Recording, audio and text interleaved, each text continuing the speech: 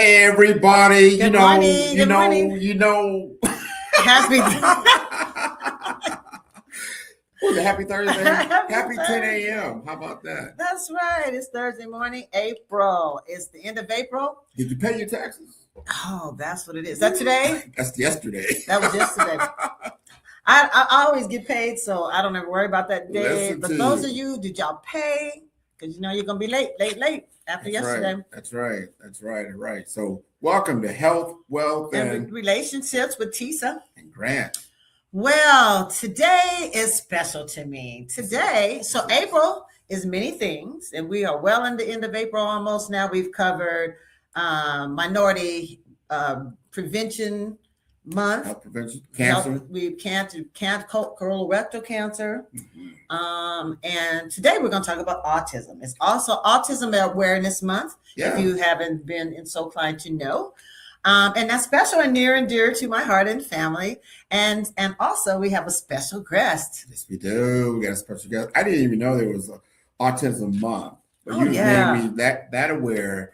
And your son is also, he is a good friend of mine. He's a cousin of mine.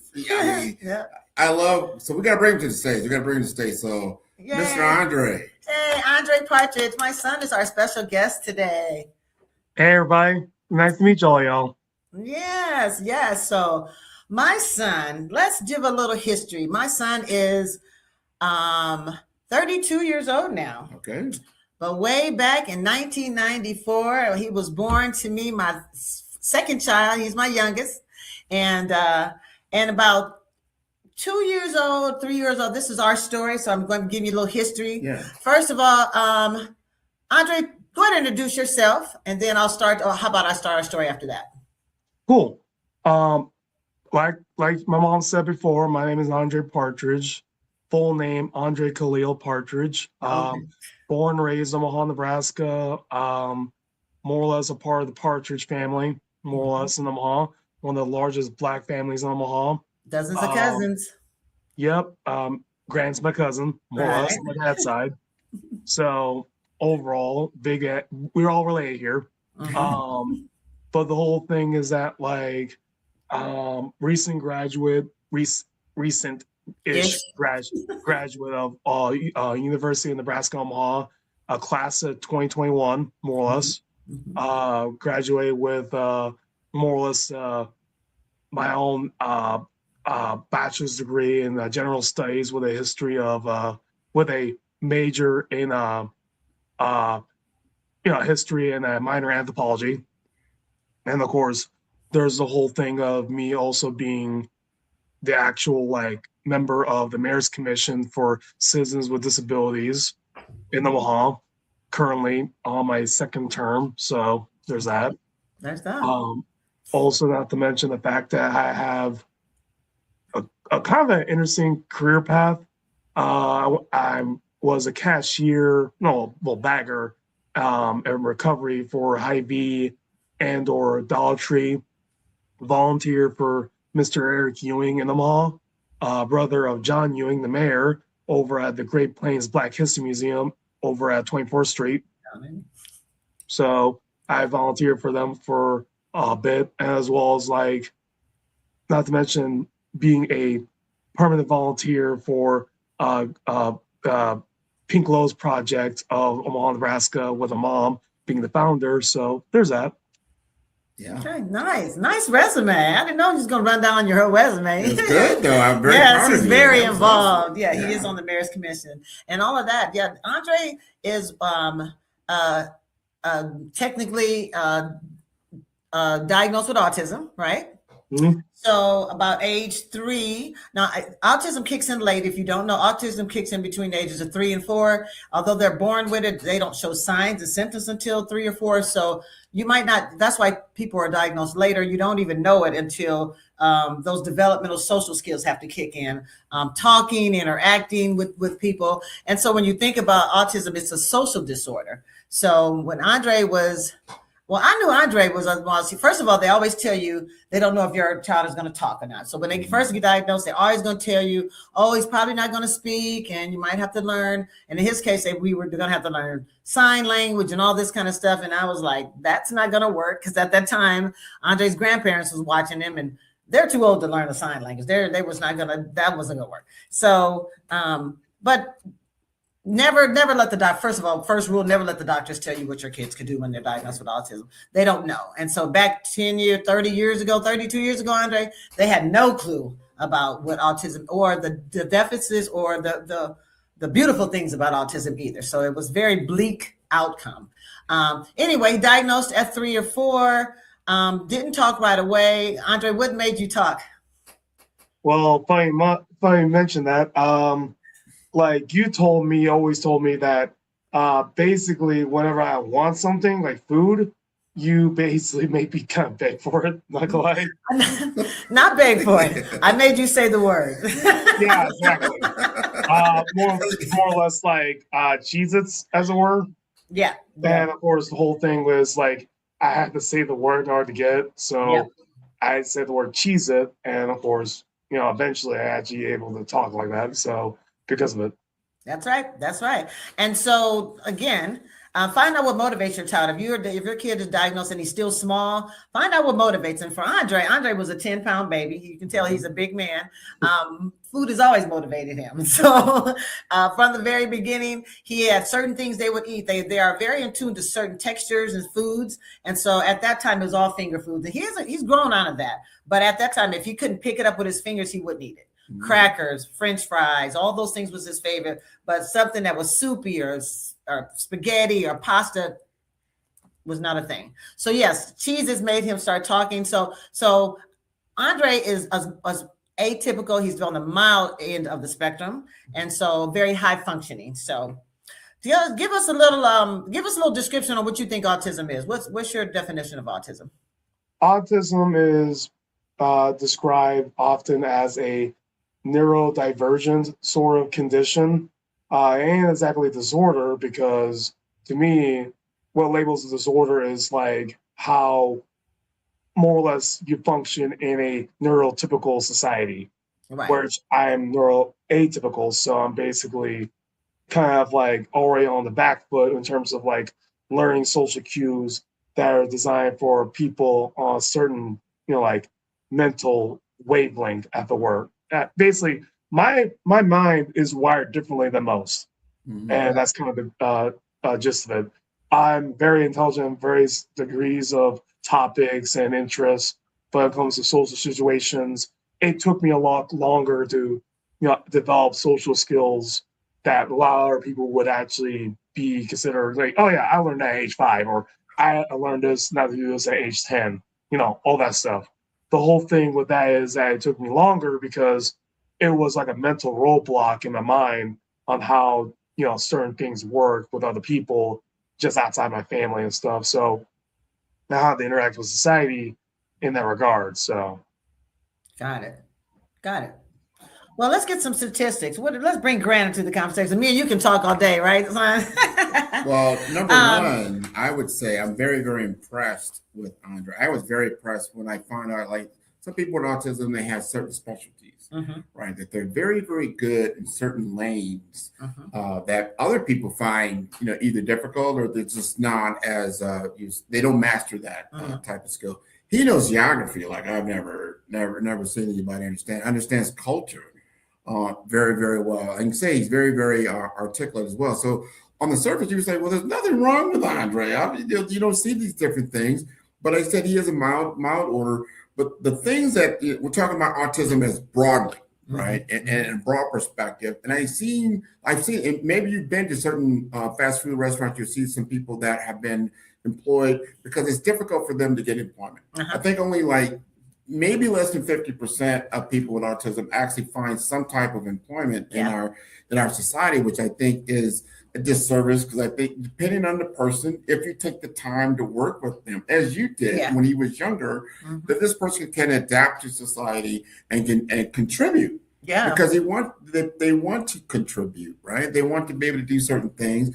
And then you just have to understand the lane that they play in. I think that's very, very important. So they tell us, this is a stat, right? A lifetime stat. The lifetime cost, I would say, of someone with autism is about 1.4 million to 2.4 million. So that's a lot of money lost.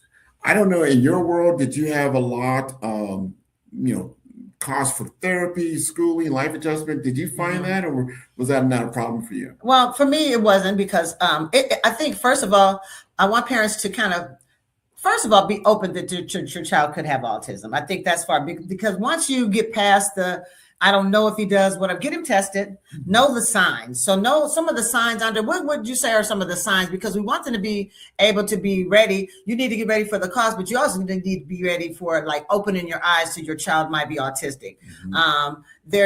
What do you see some of the signs of autism? As a child, you might, if your kid, when very early signs is if they're not paying attention to you, you got to get there. They feel like they're just not tuned into you. Check that out. Make sure the hearing is good. I had to make sure his hearing was good, although he did have tubes put in his ears at 3 or 4.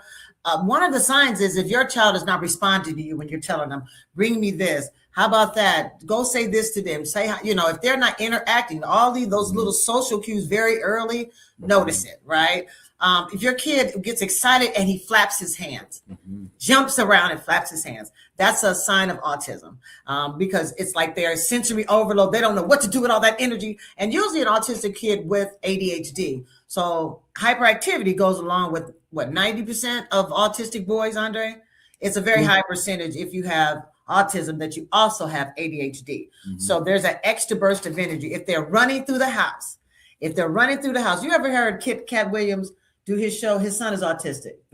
And one of the funniest things he ever said, he said, my son used to run through the house, and then I got him on medication. They were saying he's doing too much and put him on medication.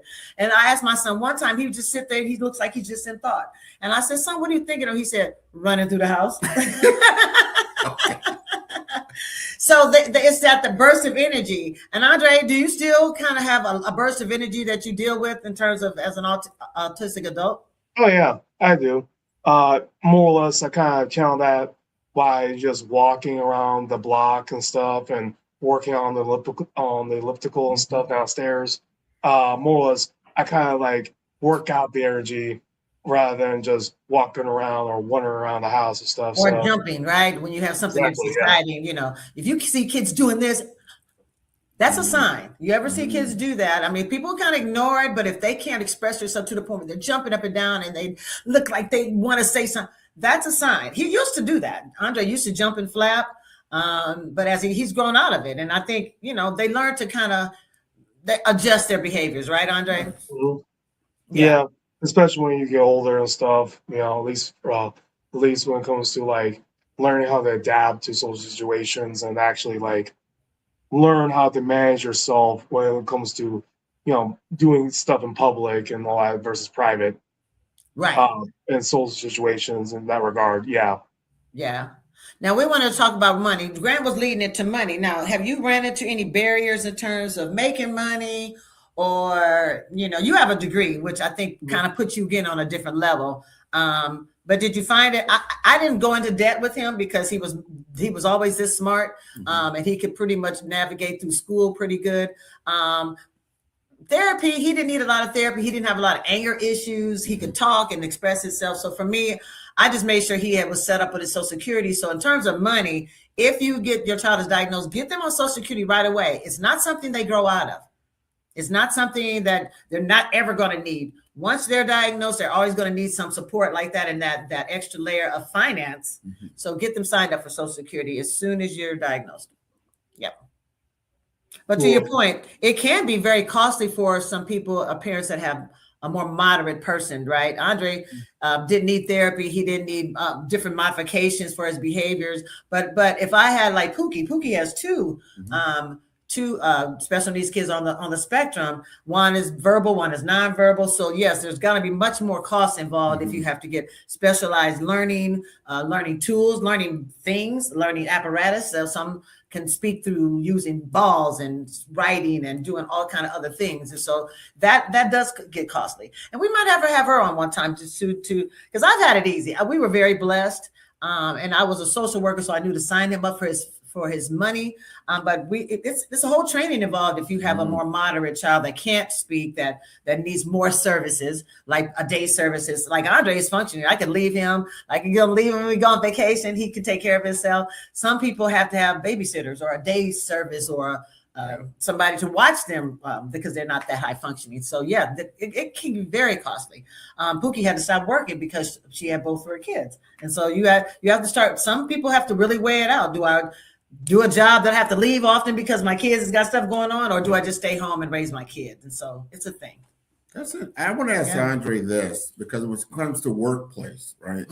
If you had to work in an environment with other people, what are some of the challenges you think, just not only in yourself, but just in autism in general, that employers need to be aware of? Well, for one thing, like using me and myself as an example, in terms of like hours, more or less like due to my ADHD and also autism in combination with that, long hours and certain times of the day are essentially a no-go for me. Like, for example, like waking up, like, okay, if I had a job at, say, Dollar Tree, and they wanted to actually help make me do shipping, like unloading boxes at 5 o'clock in the morning, for example, can't really do that because more or less can't wake that up on a consistent daily basis to actually, go up 4 in the morning and get there by 5 and unload a bunch of boxes with heavy lifting, and of course stay there until like 10 in the morning, and of course walk back. That would just be exhausting for me. Another thing is that as an autistic person, I'm still learning how to drive, more or less, because that's still a hurdle.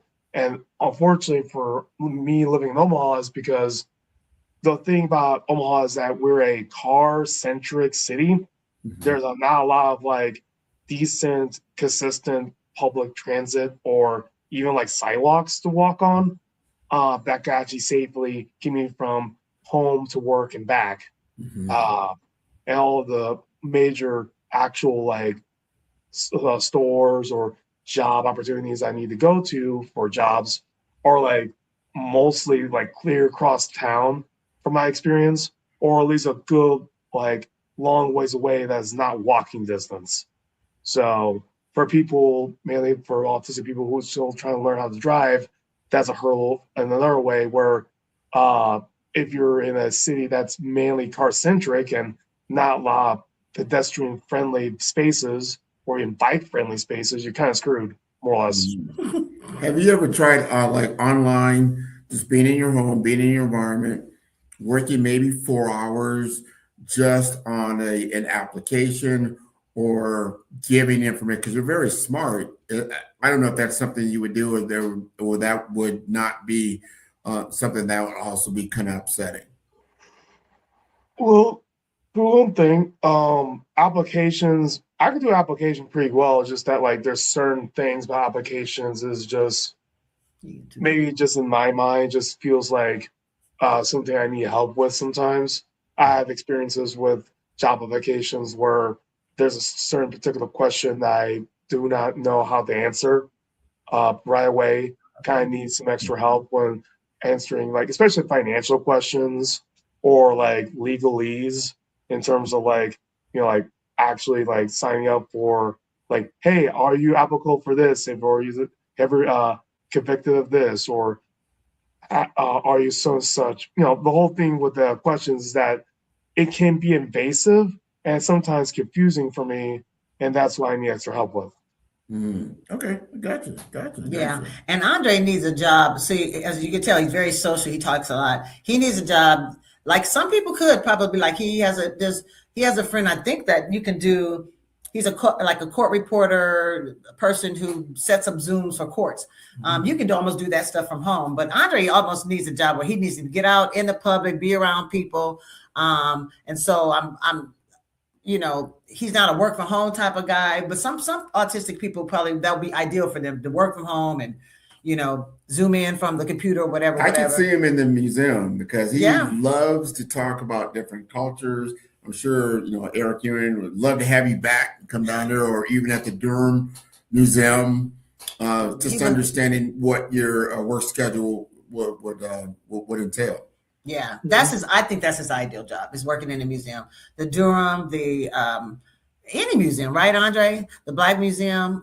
He's just very museum. He's very good about talking about time periods and things that's going on in museums. And so that's ideal. So let's keep his fingers crossed. He's got his application for the city for the library job, right? Yeah. That's where we hope he'll also be good in the library and just be very knowledgeable, somebody who need help in some whatever area. So yeah.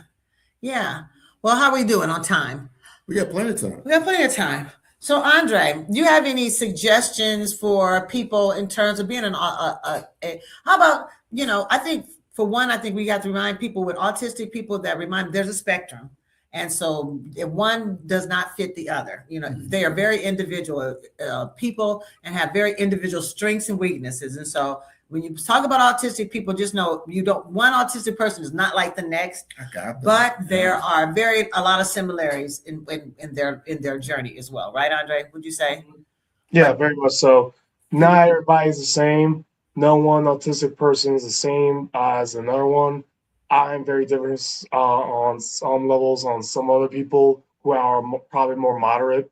Some people have more unique strengths in comparison to me. Some people might be good with their hands. Some people are more analytical. Some can actually more or less have intensive memory retention, as it were.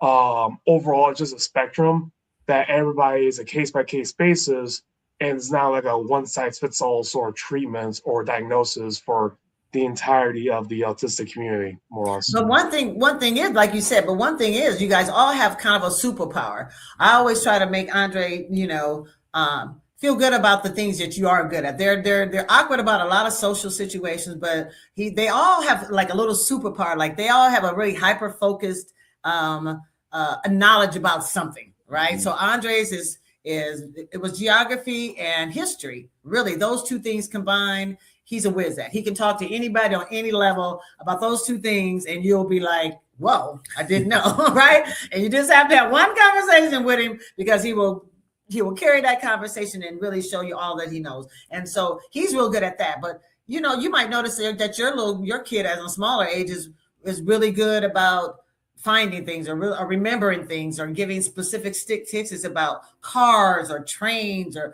something like that, So just be aware that they can be their superpowers. Don't be scared to get your kid diagnosed. Open your eyes to the possibility that you might have an autistic kid. It's not the end of the world. I think people don't get them kids tested because they don't want to have that. It's like a stigma. They don't want to have their kid being autistic. But if they're special, they're special. And I call them special because they are. They're very special in their own little ways. Let me ask you this, if you don't mind, because this happened for you. That happened in the 1990s. Autism, I don't know exactly when the time period was. It became more aware. People started to understand what it is, because remember ADHD. No one talked about these things. Yeah. When I was going to school in the 70s or 80s, I mean, you just either maybe you're special, they put you in a special class or something like that, but there was no definitions and things of this nature. Not to this level at all. My brother was hyperactive, and they would say hyperactive. They wouldn't say ADHD. They would say or hyperactivity, but it is hyperactivity, basically the HD part. The attention deficit is the AD of it. So if you got a kid who seem to act up in class or are done with their homework and they're bothering people, that's how he was. He was ADHD, hyperactive, but he was also attention deficit. He would get done with stuff fast, but then he needed to mess with somebody. So then he got in trouble. And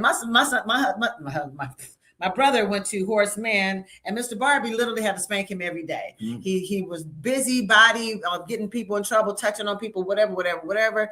And but he wasn't diagnosed. And I think he was diagnosed, but the only thing was back was Ritalin, and my mother wasn't going to put him on Ritalin. And so that's a hard thing. It's a hard person to deal with, being the sister of a ADHD unmedicated person. My brother needs some medication, y'all. I swear to God, he still do. But anyway, but you have to adjust. You have to adjust to all of that. You have to be aware of what it is, and really get your kid. Andre's been on medication. He's been on the same medication he's been on for 30 years, right? Mm-hmm. We haven't had to really increase his dose or anything. It just levels him off. It's the hyperactivity. Otherwise, Andre would be running around my house bouncing off the walls, right? But it's that hyperactivity, that harnessed energy he'd have. So it keeps him so he can do it when he wants to. He can control it. He can do it in his privacy because he'll run around the backyard still, if I can bust you out a little bit. But that's okay because he's at home or whatever. But he knows how to sit still now, right? And listen and be a part of a conversation. Sit up, son, because I can't see. I'm seeing your chin. All right. Thank you, sir. But yeah, he knows how to sit and be a part of a conversation for half an hour too. So I've been around him a lot lately, and I'm telling you, I have great conversations with him. I mean, he described to me Florida, because we're going to be going to Florida here pretty soon, and he gave me his whole definition. Like, all right, this is my definition of Florida, and he gave me this whole statistical analysis and the whole blueprint of the different kind of people. And he said, "Well, was that correct?" I went, "That probably more about Florida than half the population or more." And he's only been to Florida a couple of times, to Tampa. Yeah. I've been to Tampa. I've been to Orlando. I've been to Miami, but I've been to Clearwater, Bradenton, and the Maria Island. The Bay Area. My mom used to have a timeshare in Orlando. And when we were kids, they went every couple of years. Well, I tell you, he's got me looking for buried treasure. He's telling me there's unclaimed buried treasure down there in Key West that everybody did not know, and I certainly did not know. Like, oh, okay, we might have to go diving for that for sure. I did want to ask you this though, because there's different communication between different people. Do you communicate better with somebody with autism or somebody that doesn't have autism? I could do either or. I'm not gonna lie. I'm just more or less. I think there's like a special connection with people with autism than people without. But like, I can actually easily talk to a person without autism as much as anyone with autism. It's just kind of like one of those things where it's like, it's less about my perspective and more how the other people respond to me being autistic than anything else. Some are a little bit more open to the idea and some people aren't. So it's just kind of like how they respond to me rather than how I respond to them. Well, I tell you, Andre, I don't think if someone met you for the first time and you were around them and you're having conversations, I don't think they would know you were autistic. I mean, yeah. I mean, I can actually blend them pretty well. It's just that, like, for people who more or less been around people with autism, they could probably have more of a reference to see, oh, yeah, I can see the science. I can tell. But, like, for those who don't hang around with people with autism or on the spectrum, it'll be more of a challenge to see is he just weird or is he just something else? So the whole thing is like it's all about like the point of reference for people and how they respond to that and what their shared experience is when it comes to dealing with people like me or other people like me who are all a little more moderate or whatnot. So yeah, Andre fits in pretty much. Like I said, it's a social. We don't want to call it's a social what, Andre? Not a disorder. What word we want to use? Social situation. It's a social. It's basically a mental social condition, as the word. Yeah. So it only gets awkward when it's awkward, like not knowing when to stop a conversation, right? Or not knowing when to butt in a conversation.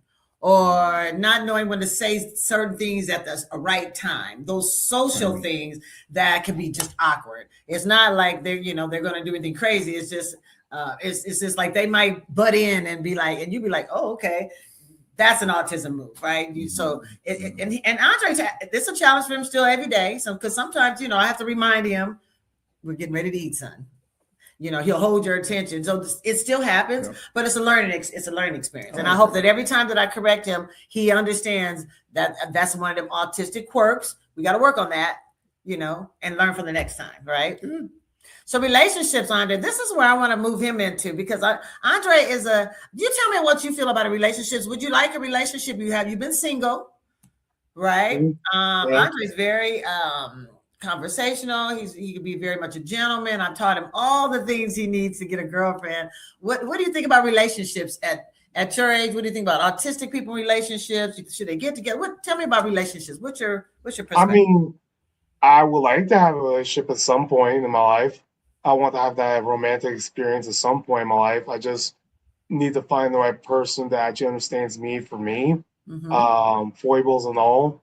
And I actually do want someone that respects me enough to actually take the time to know me. And also I could get the time to get to know them, and we can have a mutual understanding of each other rather than just more or less a one-sided relationship where one just gives to the other, or one just uses the other, or one just demeans the other, and one has a bit more of a superiority over the other. Is like, I want a mutual respectful relationship that I actually could more or less be in a long-term committed relationship with.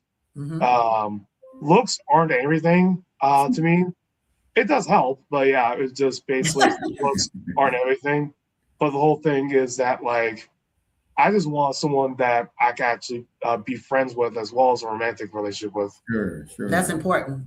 Man, did you hear what he sounds like 89? No, I'm going to say 99.9% of the entire population is looking for exactly what you just talked about. Mutual respect is huge. Yeah, it starts with music, and it starts with friendship, Andre. Like you said, like I always tell you, it's not like you're gonna jump in and that's my girlfriend. So they have a nice show on called Dating on the Spectrum, and I want him to be on this show. It is the second show, because we saw another other show last year. I forgot what the name of it was, Andre. But they're talking about autistic people's dating. They're setting them up with other people. They're setting them up with the people that they are attracted to, autism or not. But most of them are autistic, and they're finding relationships. I want to get out there. On regular television? It's streaming?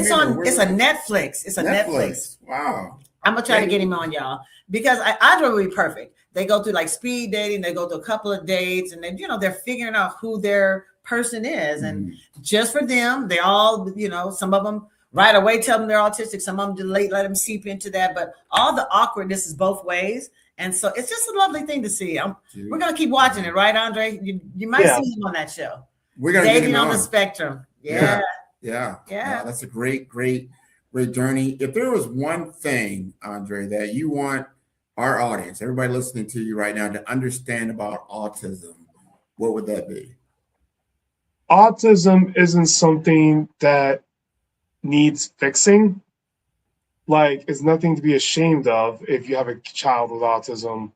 It's like, oh my God, my child has autism. It must be the pills. It must be the injections. It must be the shots we get from the doctor. Oh no. But the whole thing is that that's not the case. Autism is not the end of the world, people. It ain't something to be ashamed of. It's not something to be avoided. It doesn't need to be like dreaded like the plague, as it were. It ain't the end of the world. They can actually still function as people with autism. And I'm a case in point example of that, where I actually graduated from college with a bachelor's. I'm still looking for a job. I'm still high functioning. I can still take care of myself. I can still have relationships, functional relationships with people. I can hold down a job. Overall, I'm basically as normal as anyone else. I just have an extra thing that I need to deal with. It's just that, like, people just seems to have this whole stigma when it comes to autism, when it comes to the media, the news. Is like, oh, if you're someone with autism, you must be like more or less, can you function in society that well or much at all? You'll just be a basement dweller. It's gonna live with your mom for the rest of your life. It's like the whole thing with that is we're not that bad off. We're not that worse off. Yeah, so people with moderate autism, people with selective mutism and stuff, being mute and stuff. And of course, the whole thing is that, like, there are more severe cases, but like I said, like we said before, autism is a spectrum. People should be aware of that. People shouldn't pigeonhole us into one stereotypical like peg in a round hole, more or less. And we need to actually, acknowledge that people with autism should be given the benefit of the doubt and actually prove that we can actually function in society and thrive, more or less. Yeah, man. Thank you for that education. We need to be educated around these things. We take a lot for granted, I believe. You are a wonderful human being. I always enjoy your company. I learn a lot. I'm telling you, I learned so much about certain things. And I love it when you ask me questions as well. And we just have, just conversations. So this is wonderful. Thank you again for being on the show. Yeah. Thank you. Glad to be here, actually. Yes. I just want to wrap up with just always be inclusive. Just, never try to, like you said, just try to be more understanding of an autistic person, give them the benefit of the doubt. No, it's a social thing. So it's going to be some social awkwardness there, but always give grace to any human being. But for sure, a little more grace and understanding to, especially people like Andre that's still just trying to figure it out. But we're all just trying to figure it out, right? We're all working through it and trying to everybody's got you call them foibles. Believe me, everybody got a foible of some type or another, especially if you pay attention to our world and you see certain individuals, what they call quote unquote, somewhat normal. I don't know what normal really means, but they have a certain lane that everybody kind of stays in. There have been documented people that have been diagnosed with autism that are very famous, very good, that you would never know that they actually had this type of condition. And because of that superpower that they have, whether they've been scientists, they have been doctors, they have been all kinds of different people in our societies. And they just learn, as Andre just said, you just understand how to work with it. And you said it so much, and I want to applaud you for that. I said you worked with them since birth, obviously, but you've seen the different changes in the maturities, and you work with them. It's like, you know what? This is what we're going to do here. You understand when to do this and when to do that, and everything works out very well when you understand the situation. Yeah. Don't limit your kids. I say don't limit your kids. Autism is a different way of expressing humanity. It's not a limitation. There you go. Wow. And so on that note, we are going to remind you guys to eat well.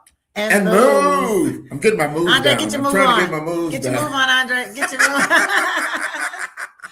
Talk to you. You guys have a good one. Have a good one. Next time, we're going to be live down in Miami. I believe we're going to be in Miami and Jamaica. We're going to do a couple of shows. So look forward to that. Oh, yes. We're going to vacate. Class 81. Class of 81. Shout out. Peace. Shout out. Imagine waking up with more energy, a peaceful mind, and relationships that grow stronger every day. That is the vision Tisa Harden and Grant McGaw want to help you achieve, and it all starts with simple, practical steps you can take this week. On health, wealth, and relationships, every episode brings you real stories and trusted experts. Tisa and Grant focus on 3 tactical steps each week. Small, doable moves that protect your health, grow your savings, and bring you closer to the people you love. No complicated rules, just real progress. Try a clinic-to-kitchen swap to boost your energy. Start a money buffer habit that quietly builds your financial confidence. Or try a 1-minute exercise that helps you reconnect with your partner. These quick wins are not chores. They are steps toward a better life. People who try just one intentional step report more energy, less money stress, and evenings full of laughter again. Join Tisa and Grant. Start small, live bigger. Tune in every Thursday at 10 a.m. on Facebook, LinkedIn, and YouTube, and subscribe now.